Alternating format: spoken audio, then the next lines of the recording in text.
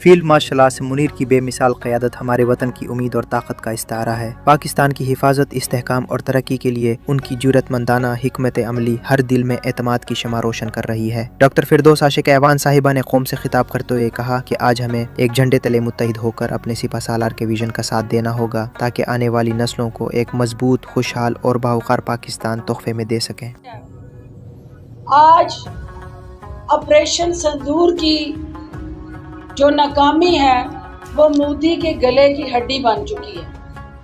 आज दुनिया के सामने पाकिस्तान जो है उसने अमन का दाई बन के अपनी अस्करी महारत, फनी तरबियत और जज्बे और जुनून से जिस तरह इस जंग को जीता है, उसने दुनिया भर में पाकिस्तानियों का सर फख्र से बुलंद कर दिया। आज ये 78वां यौम आज़ादी जो है, हम कामयाबी और आज़ादी दोनों का जश्न इकट्ठे मना रहे हैं।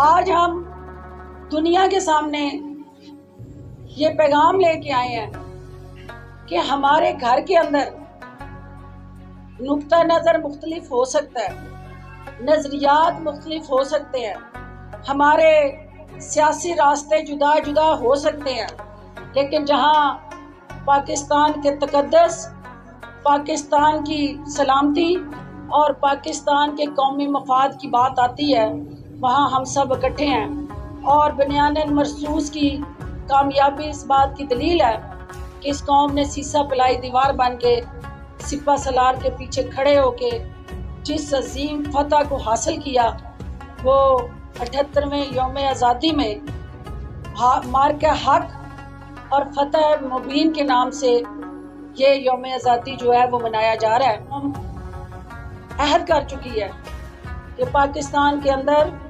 अंदरूनी और बैरूनी गद्दारों की कोई जगह नहीं है। पाकिस्तान के अंदर हमारी कौमी सलामती को दरपेश जो चैलेंजेस हैं, उनसे निपटने के लिए पाकिस्तान के 26 करोड़ अवाम सिपा सलार का हरावल दस्ता बन के उनके पीछे खड़े हैं। और 78वां यौम आज़ादी इस बात का तकाजा करता है कि हमें एक दूसरे की ताकत बनना है।